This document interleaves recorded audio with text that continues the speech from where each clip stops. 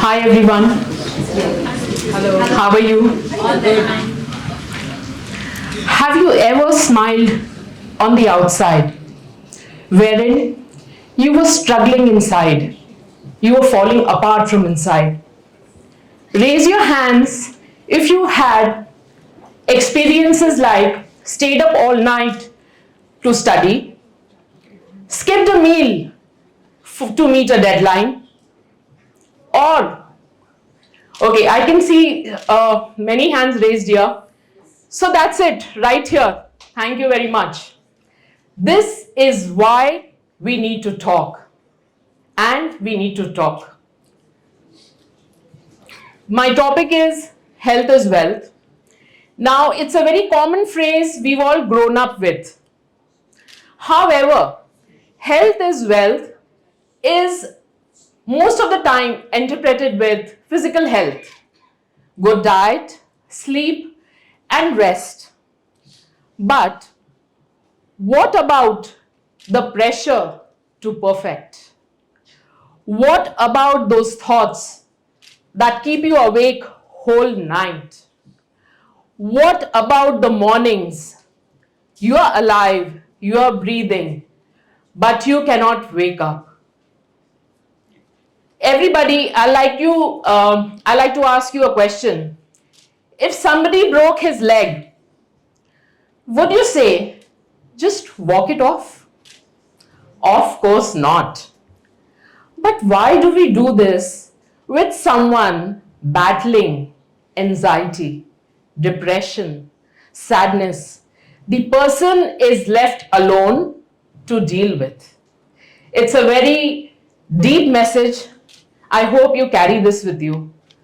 We let those people deal with situations, circumstances, whatever, opinions, judgments. We let them deal with themselves.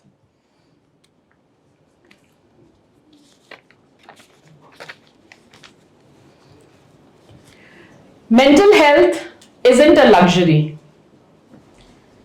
Everybody, ladies and gentlemen, it's a necessity. It's everyday being.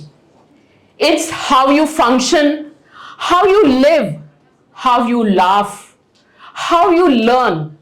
Yet, it is the most misunderstood and overlooked aspect of our well-being. Today, let us pause, let us reflect, and let us unlearn the stigma. Today, let us help somebody, not only the one who's in crisis, but let's help each and every one of us because it's important for every being. Now, I've spoken enough about mental health and there are many speakers who have. I would like to talk more about what is mental health and why does it matter?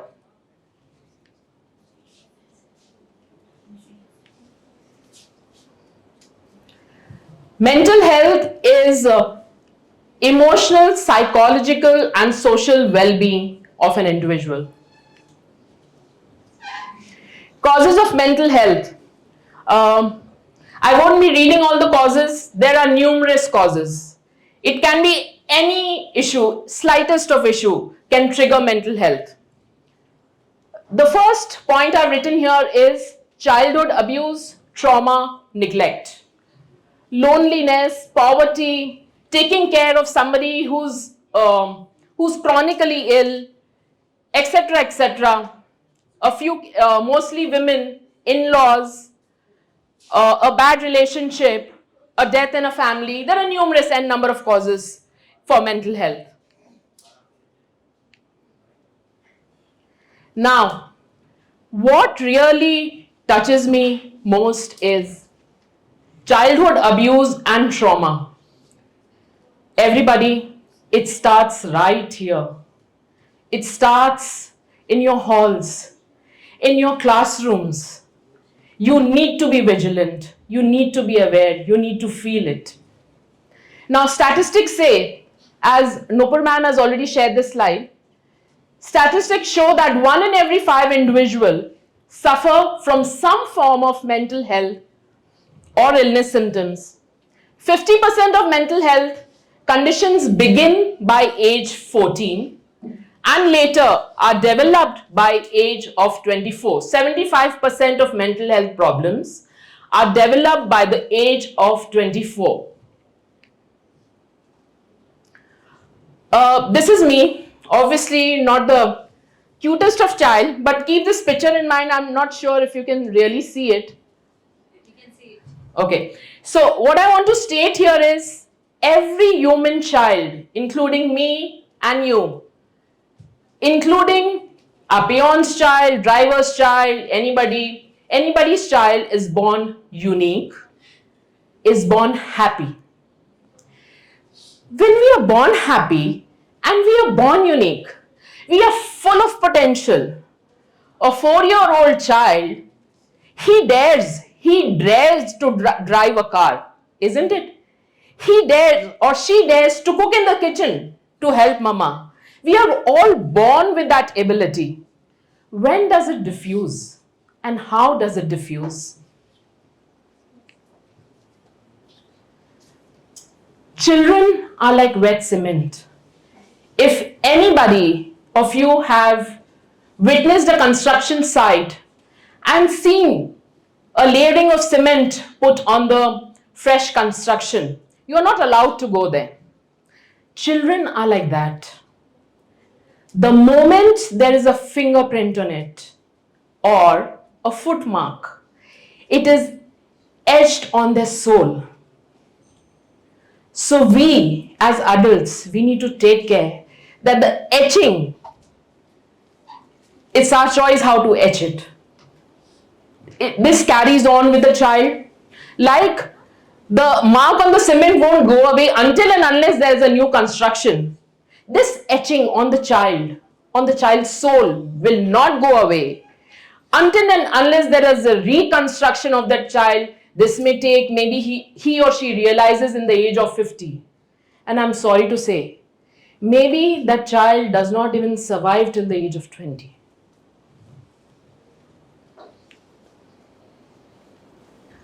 What I mean by this slide is pretty simple. Like in physical health, your input is your food. So whatever we eat, we are whatever we eat. And the nutrients, vitamins, minerals are all absorbed by our body, our physical body, and the waste is excreted out. It does not happen the same way in mental health. What are our inputs today? There are numerous inputs every second, every hour, every minute. Inputs are our opinions, our judgments, ridicule, neglect, comparison, labeling. What happens when you have so much of input? If there is input, if it is released, excreted out of your system, out of your mental system, there are no issues with mental health. But these opinions are there with you, you live them. You cannot control, you let them overpower you. That's when mental health begins. Now I'd like to take a few examples. Man, you are a peach. Did you feel offended? You are a peach. No, ma'am. Okay. Raise your hand if anybody thought man felt offended when I said man is a peach. Okay. There are a few raised hands, but I would like to say here, a peach is a peach. I mean, there's no labeling to it. There's no another meaning to it. So it's you don't relate to it, you don't feel bad about it. But there are few things that you would relate. Now, when the same person is told, you have a dark skin, you look ugly, you look fat, you don't look good, and this keeps on happening throughout your life, what happens to that person? This is the input the person is receiving. And mind you, it's not just an ordinary story. This is me. This is the child, a little child, and I'd like to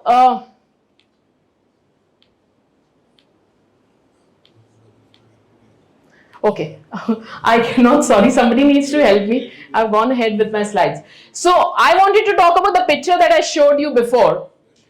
So this blackness, this color discrimination came, it started from home, because my mom was very pretty, she is very pretty.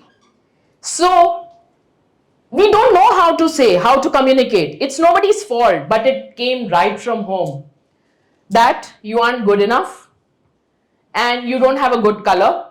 And my mama ji used to say, "Tu to गेली है, ऐसी थोड़ी होती, Sophians ऐसी थोड़ी होती, तू तो बिल्कुल गेली है."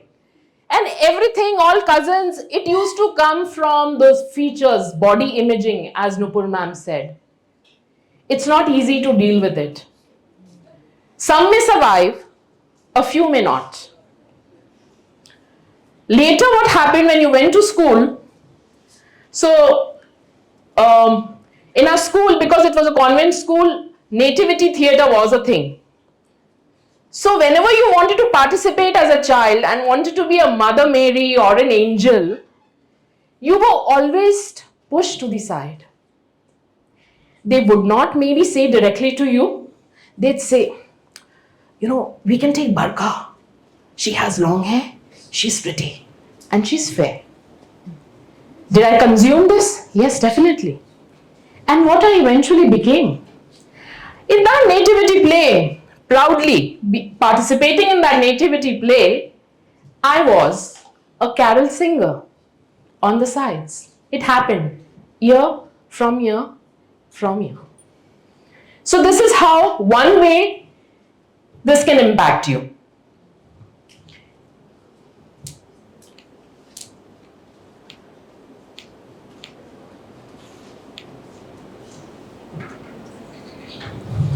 Can I restart it, please? Okay.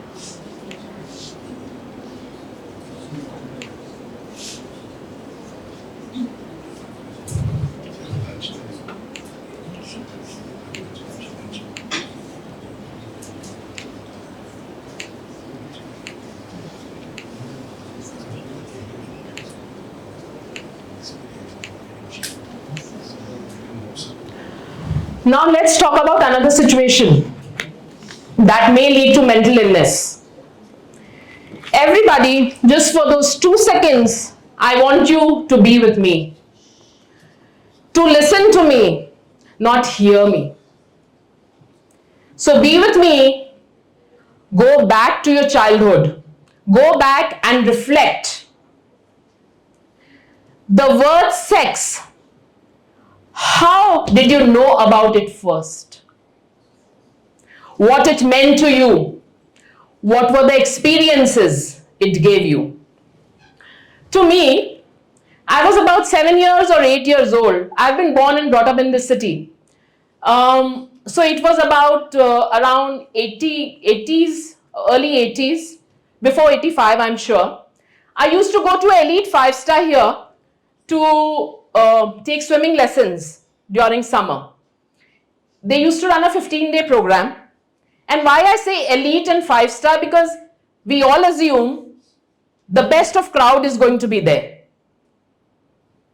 The richest of people, and maybe they are the most educated people. So, moreover, they'll get educated staff there, educated coaches. I had the luxury to go there. 15 days camp, could swim well. Suddenly, the second week, something happened and I couldn't swim. I mean, I could, but I could barely move to that 100 meters that I started doing.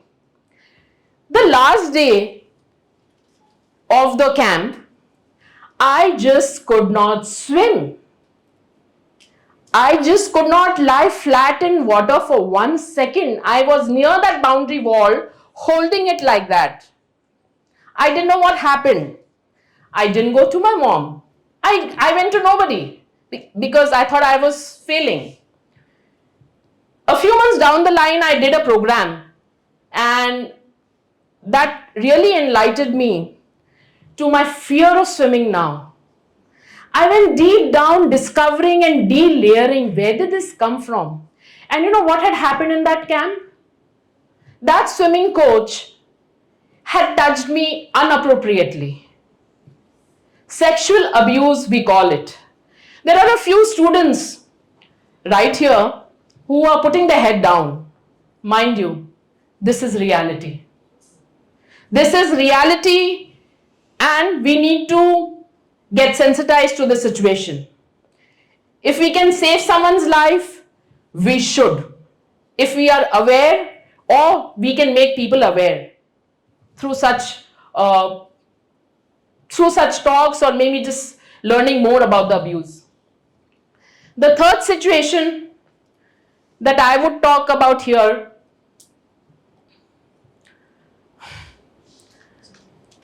the third situation is about my son. Now, he was in grade 6, intelligent child, played chess very well. When he was in the 6th grade, he used to compete in state level competitions for 8th grade level. When he was in 7th grade, he competed competitions for the 10th grade. So he was at that intellectual bend of mind. In his 6th grade, he went to the robotics lab. This was something new. They were all excited. It was a 3D lab. They saw 3D robot and whatnot from that class. They were so excited.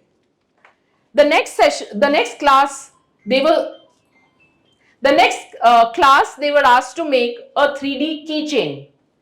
They could have their name printed on it. They could have a design. They could have anything on it. I was very excited about it.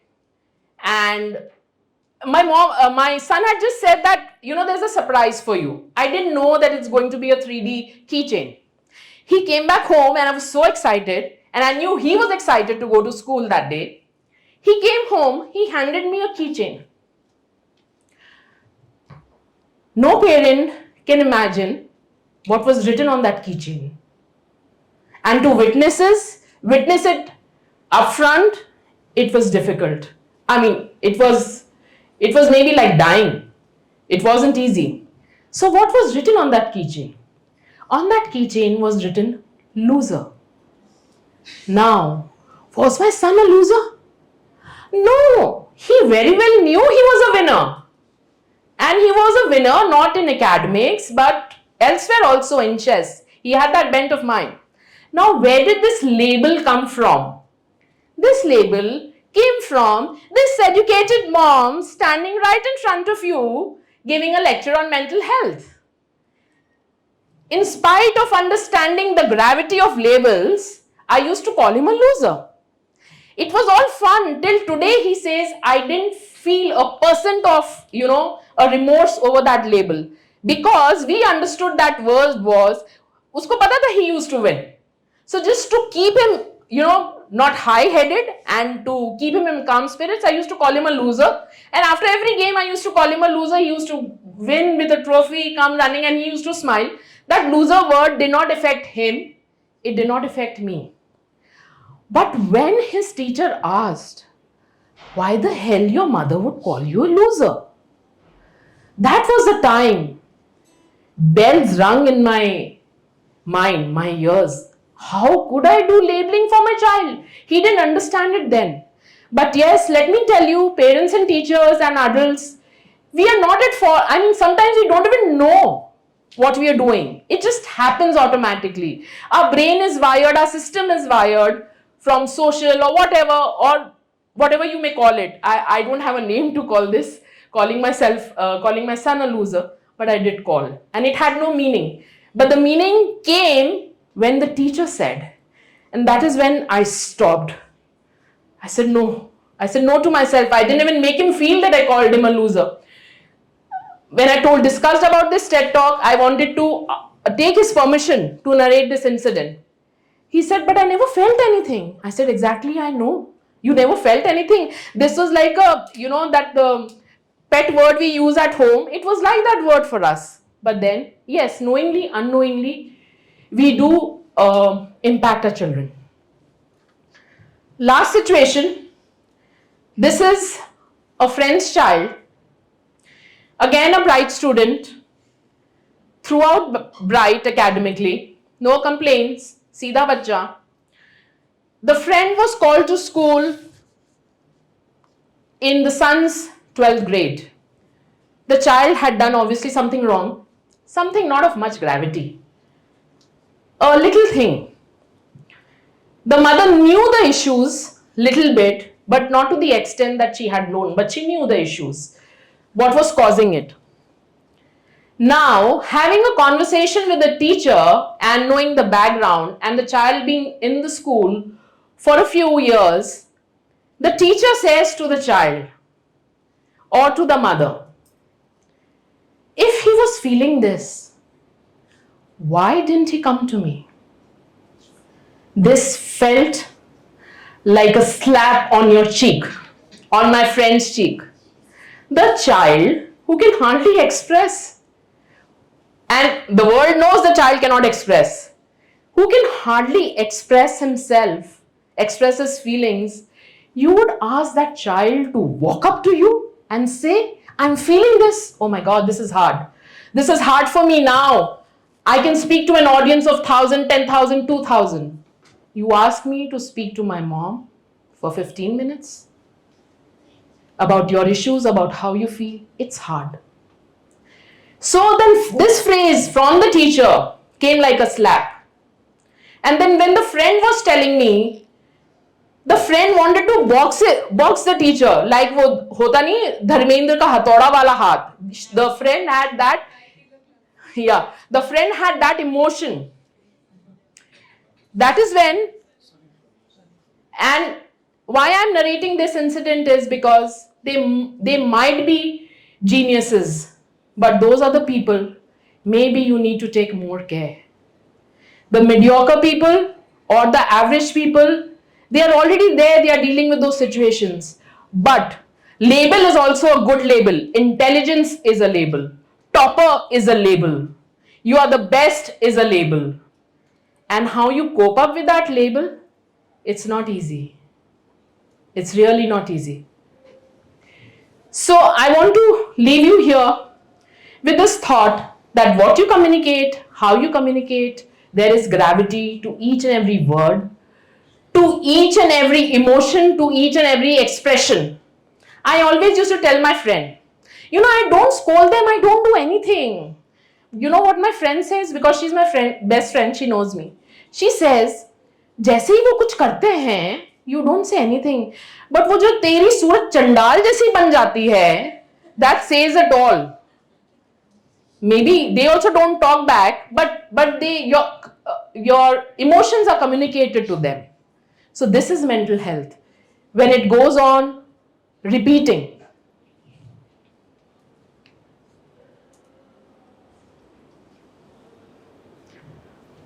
There is some data on sexual abuse that I wanted to share, and I can't read it right now, but every 8th minute there is sexual abuse happening. While my TED talk finishes, there will be at least 2 sexual abuses. So I want to awaken you all to this situation. I want to today leave with a challenge for call to action. Let's reflect what we do. Let's reflect what we communicate. And let's reflect our entire, how we perform. And there is a ray of hope. Itna sad story suna hai, all is not sad in life. You do wake up from situations. So that I finish on a positive note, I've again, I've shared my certificate here. This was my story when I was doing my graduation in, now this is the first grade, when I was in my first year of college. All my life I was an average child with so many labels, and I really didn't feel good about myself, but I didn't feel bad either. I was an okay child.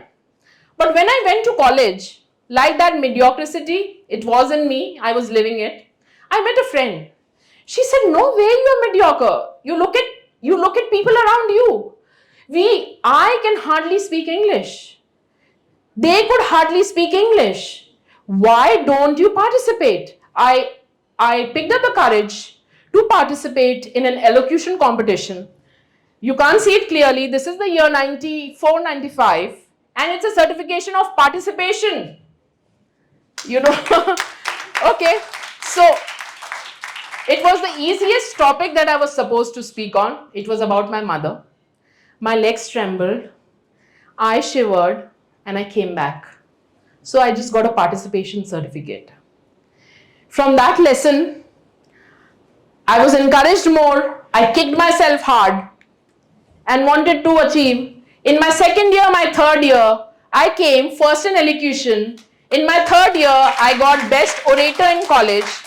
So there is ray of hope and there are success stories. You just need to believe in yourself.